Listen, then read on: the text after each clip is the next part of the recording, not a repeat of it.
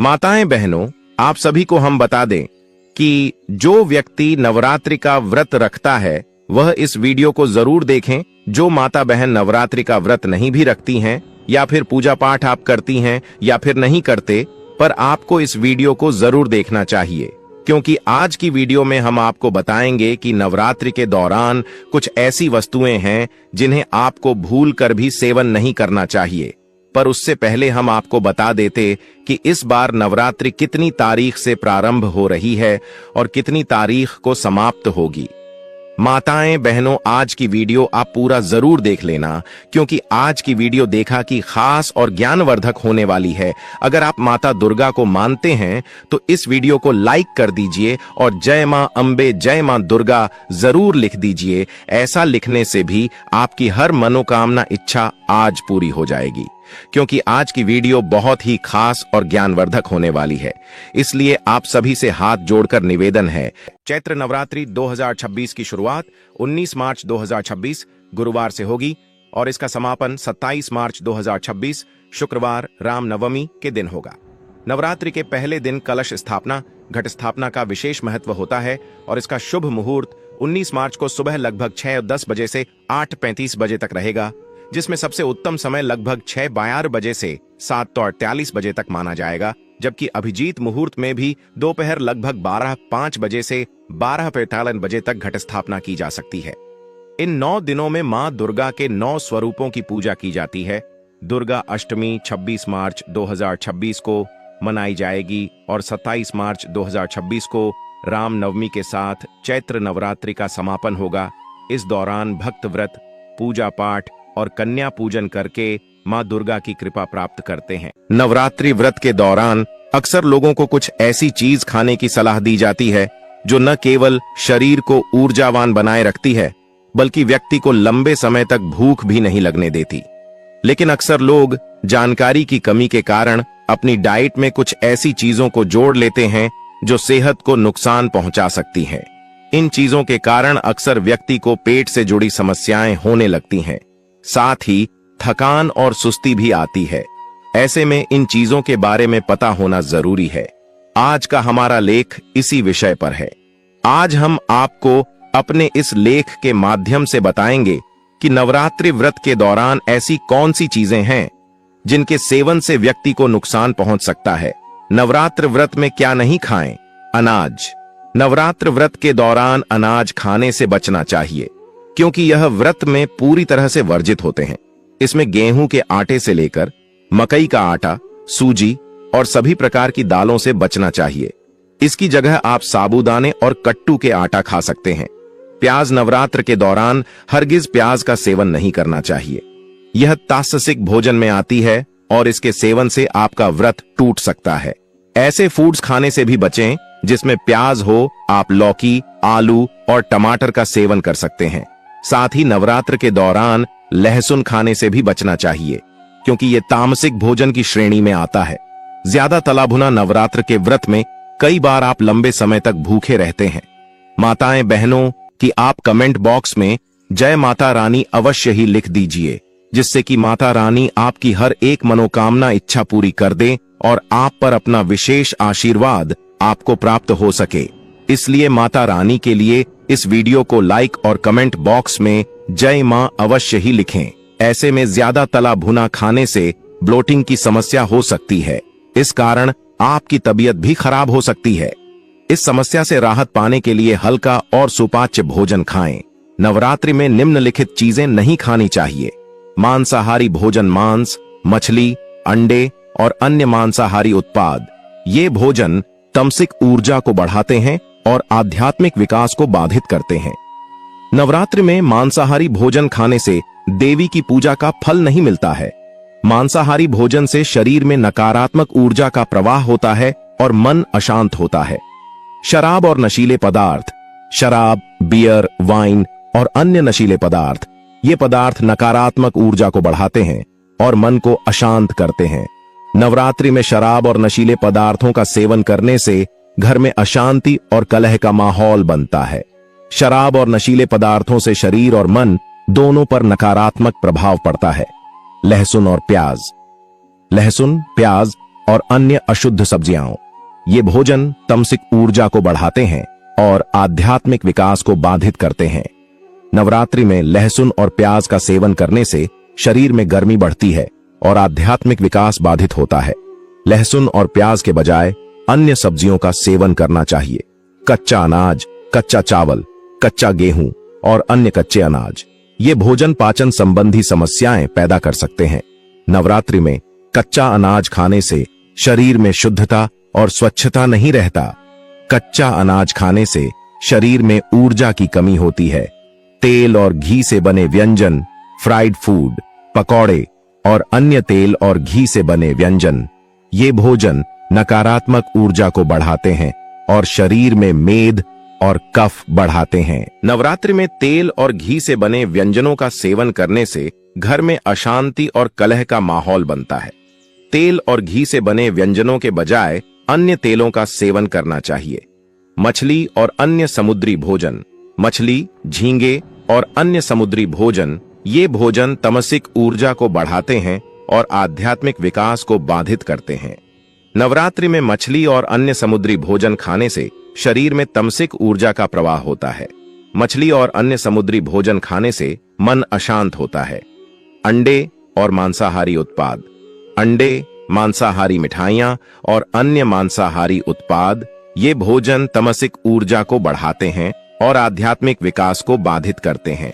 नवरात्रि में अंडे, नवरात्रि के दौरान इन चीजों को खाने से बचें।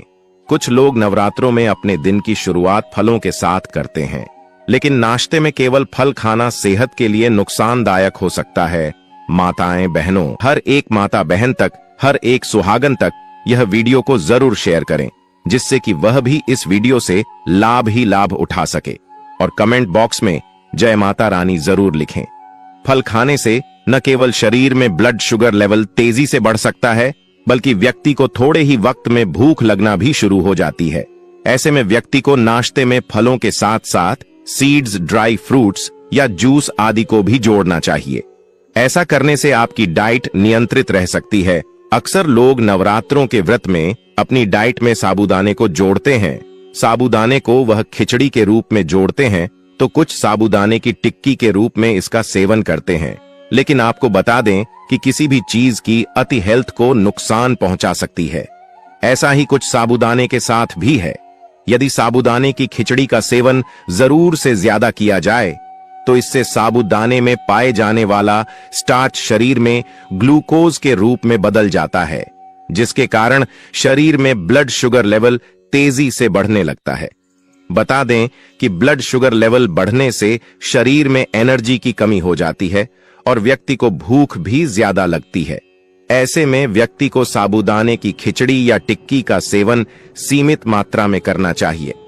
हालांकि आप साबूदाने की जगह समा के चावल या कुत्तू को भी जोड़ सकते हैं। आलू, आप व्रत के आलू, दही आलू, जीरा आलू, आलू टमाटर की सब्जी, आलू के पकौड़े इत्यादि बनाकर खा सकते हैं।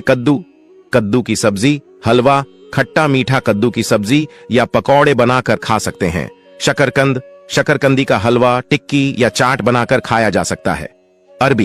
अरबी या कचालू, सूखी अरबी, दही अरबी, अरबी टिक्की, अरबी कटलेट खाया जा सकता है। रतालू, आप सूरन चिप्स, सूरन की सब्जी बनाकर खा सकते हैं। केला या कच्चा केला, कच्चे केले का प्रयोग आप सब्जी, केले के फ्राई और केले के चिप्स बनाकर खा सकते हैं। कच्चा या आधा पका पपीता, कच्चे पपीते से आप पपीते का हलवा और सलाद बना सकते हैं। टमाटर, आमतौर पर टमाटर को करी या सब्जी में डाला जाता है। इसके अलावा चटनी बनाकर खा सकते हैं। कुछ लोग व्रत में पालक, लौकी, खीरा और गाजर इत्यादि का भी इस्तेमाल करते हैं। कुछ अन्य सामग्री खाने की लिस्ट। साबूदाना, उपवास के दौरान साबूदाना कई लोगों का पसंदीदा आहार होता है। आप साबूदाना की खिचड़ी, साबूदाना वड़ा, थाली पीठ, पकौड़ा, लड्डू, टिक्की, भेल और खीर इत्यादि बनाकर खा सकते हैं। मखाना या फूल मखाना, मखाना की खीर, भुना हुआ मखाना, आलू मखाना खा सकते हैं। सभी तरह के ड्राई फ्रूट्स, सभी तरह के फल, दूध से बनी सामग्री, इमली। कोकम, यदि आप नवरात्रि का उपवास रख रहे हैं तो ब्रह्मचर्य व्रत का पालन करें। इन 9 दिनों में झूठ नहीं बोलना चाहिए और क्रोध नहीं करना चाहिए। इन 9 दिनों में किसी भी प्रकार से किसी महिला या कन्या का अपमान न करें। इन 9 दिनों में यदि आप उपवास नहीं भी कर रहे हैं तो भी आपको गुटखा, पान, मद्यपान, मांस भक्षण और मसालेदार भोजन नहीं करना चाहिए। व्रत में बार बार जल पीने से भी बचना चाहिए। अधिकतर लोग 2 समय खूब फरियाली खाकर उपवास करते हैं। ऐसा करने से व्रत का फल नहीं मिलता है। उपवास को उपवास के तरीके से ही करना चाहिए। नवरात्रि के दौरान रसोपवास, फलोपवास, दुग्धोपवास, लघु उपवास, अधोपवास और पूर्णोपवास किया जाता है। जिसकी जैसी क्षमता होती है वह वैसा उपवास करता है। व्रत में यात्रा, सहवास, वार्ता, भोजन, गाली बकना आदि त्याग कर नियम पूर्वक व्रत रखना चाहिए तो ही उसका फल मिलता है। परंतु कई लोग ऐसा नहीं करते हैं। अशौच अवस्था में व्रत नहीं करना चाहिए।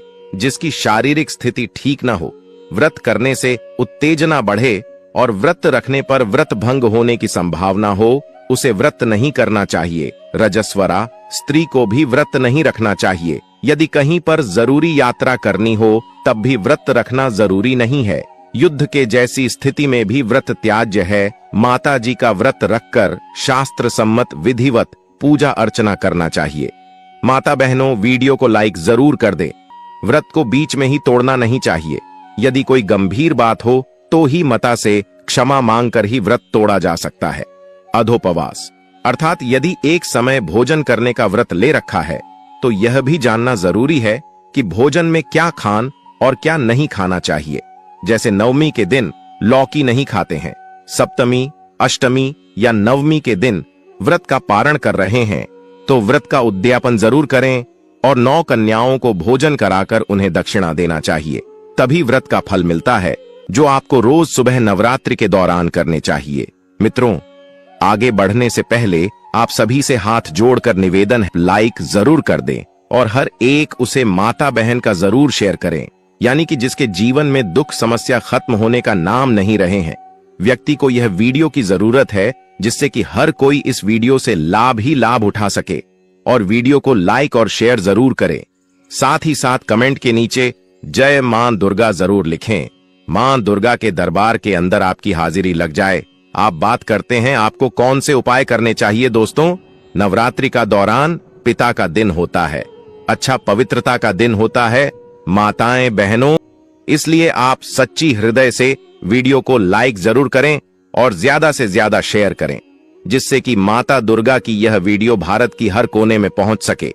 क्योंकि हमारा यह संकल्प है कि भारत और उससे वह लाभ ही लाभ, हर माता बहन इस वीडियो से लाभ ही लाभ उठा सके। इसीलिए आप इस वीडियो को ज्यादा से ज्यादा शेयर करें और कमेंट बॉक्स में जय मां दुर्गा अवश्य ही लिखें, जिससे कि माता दुर्गा की कृपा आप पर एवं आपके पूरे परिवार पर हमेशा ही बनी रहे। जय मां दुर्गा। तो इस बात का आपको जरूर ध्यान रखना चाहिए कि नवरात्रि की जो भी सुबह होती है, आपको ब्रह्म मुहूर्त के अंदर ही उठ जाना चाहिए। नवरात्रि को देर तक आपको नहीं सोना चाहिए, क्योंकि साक्षात मां दुर्गा सुबह धरती भ्रमण के लिए निकलती है और जिस घर के अंदर एक्टिव एनर्जी होती है वहां पर अपने आप ही मां दुर्गा प्रवेश कर जाती है और अपने कामों के अंदर लग जाए। आप नवरात्रि के दौरान इस बात का जरूर ध्यान रखें कि नवरात्रि के दौरान इन 9 दिनों के अंदर सुबह भगवान सूर्य देव को जल अर्पित जरूर करें। और नवरात्रि के दौरान दोस्तों, अगर आप सूर्य देव को जल अर्पित करते हैं तो उसके अंदर लाल चीज जरूर डालें, ताकि मां दुर्गा का आपके संपूर्ण आशीर्वाद प्राप्त होगी। या पूजा पाठ से जुड़ी किसी भी तरह की कोई लाल एक चिमटी चीज आप डालकर भगवान सूर्य देव को अर्घ दे। सुबह के समय दोस्तों, आपकी कुंडली के अंदर सूर्य देव कितने मजबूत होंगे कि समझ लीजिए कि आपके जीवन के अंदर खुशियों की झोली भर जाती है। और नवरात्रि के दौरान यह उपाय बलवती हो जाता था। दुगना प्रभाव आपको देखने को मिलता है। शक्ति के दौरान रखें, छोटे छोटे उपाय हैं। आज हम आपको इस सीरीज के अंदर छोटे छोटे उपाय बताएंगे। ऐसा नहीं कि आपको इन सबको करना है। कोई भी एक उपाय कीजिए, आपको लाभ प्राप्त होगा। नवरात्रि के दौरान जैसे तो आप अपने घर का झाड़ू निकालते हैं, लेकिन नवरात्रि के दौरान दोस्तों अपने द्वारा को झाड़ू के माध्यम से सफाई करना और अपने द्वारा की सफाई करना और नवरात्रि की सुबह सुबह अपने घर के द्वार खोल कर रखना, बस आप मात्र इतना कर लें। समझ लीजिए कि मां दुर्गा आपके घर के अंदर प्रवेश कर लेगी। और मां दुर्गा की कृपा से आपके जीवन के अंदर, मां लक्ष्मी की कृपा से आपके जीवन भर के अंदर कभी भी धन की कमी नहीं होगी। इसका कारण यह होता है दोस्तों, ब्रह्म मुहूर्त के अंदर मां दुर्गा धरती भ्रमण के लिए निकलती है। अपने साथ उनकी सखियां मां सरस्वती माता, पार्वती मां, लक्ष्मी आदि अनेक रूपों के अंदर उनकी सहेलियों होती है, उनके ही रूप होते हैं। अगर उनमें से कोई भी एक रूप आपके घर के अंदर प्रवेश कर गया, समझ लीजिए। और दोस्तों, जहां पर देवता वहीं निवास करते हैं जहां पर साफ सफाई होती है, इसलिए नवरात्रि के दौरान अपने घर की, अपने द्वारा की सफाई जरूर रखें सुबह सुबह के समय, ताकि आपके घर के अंदर बीवियों का प्रवेश हो सके। नियम यह होता है कि नवरात्रि के दौरान से ही अपने घर के मुख्य द्वार पर आपको रंगोली बना देनी चाहिए था, कि वास्तव में हर हिंदू अपने घर के द्वार के आगे रंगोली बना था, जिसकी वजह से, जिसका तात्पर्य होता था कि नकारात्मकता उसने रंगोली से आगे ही नहीं आ पाती थी और सकारात्मक देवी देवताओं को वह चीज बहुत ज्यादा आकर्षित करती थी और उसे घर के अंदर अपने आप ही माता लक्ष्मी का वास होने लगता था। तो आप क्या करें कि अपने घर के द्वार पर रंगोली बना दें, ताकि क्या पता 9 दिनों के अंदर दीपावली तक को कौन सा आपके घर के अंदर ऐसा सुख सहयोग बने कि देवी देवता आपके घर के अंदर प्रवेश कर जाएं और आपको उसका सकारात्मक परिणाम देखने को मिले। तो आप रंगोली का निर्माण नवरात्रों के दौरान जरूर कीजिए, कि अगर आपके जीवन के अंदर आपको धन की कमी का बहुत ज्यादा सामना करना पड़ रहा था, परिवार के अंदर आए दिन की लड़ाई झगड़ा होता रहता था, आप चाहते थे कि वह लड़ाई झगड़ा कैसे करके समाप्त हो जाए, तो दोस्तों, इस नवरात्रि के दौरान आप इन चीजों से छुटकारा पा सकते हैं। अगर कोई भी नवरात्रि के दौरान यह उपाय करेगा, उससे लाभ ही लाभ प्राप्त होगा। माता रानी का आसीन आशीर्वाद प्राप्त होगा, उसकी हर मनोकामना इच्छा पूरी हो जाएगी। पर आपसे एक अनुरोध और करना चाहिए कि आप अपनी राशि को कमेंट बॉक्स में जरूर डाल दें, क्योंकि को हम बता देती कि नवरात्रों के दौरान अपने घर का जो मुख्य द्वार होता है, अपने घर के मुख्य द्वार पर एक स्वास्तिक का निर्माण जरूर करें। आपकी कोई मजबूरी है क्या? घर के मुख्य द्वार पर आप स्वास्तिक नहीं बना सकते? तो आप क्या करें, उसके ऊपर स्वास्थ्य का निर्माण कर लें और अपने मुख्य द्वार के अंदर की तरफ या बाहर की तरफ, वहां पर उसे पेपर को आपको रख देना चाहिए। आपको उतना ही फल प्राप्त होगा। आप देखते जाइए कि आपके जीवन अपने के अंदर कभी भी किसी प्रकार का कोई दुख नहीं होता है, आपके जीवन के अंदर किसी भी प्रकार की कोई समस्या नहीं आती है। मां दुर्गा का बहुत ही चमत्कारी उपाय है।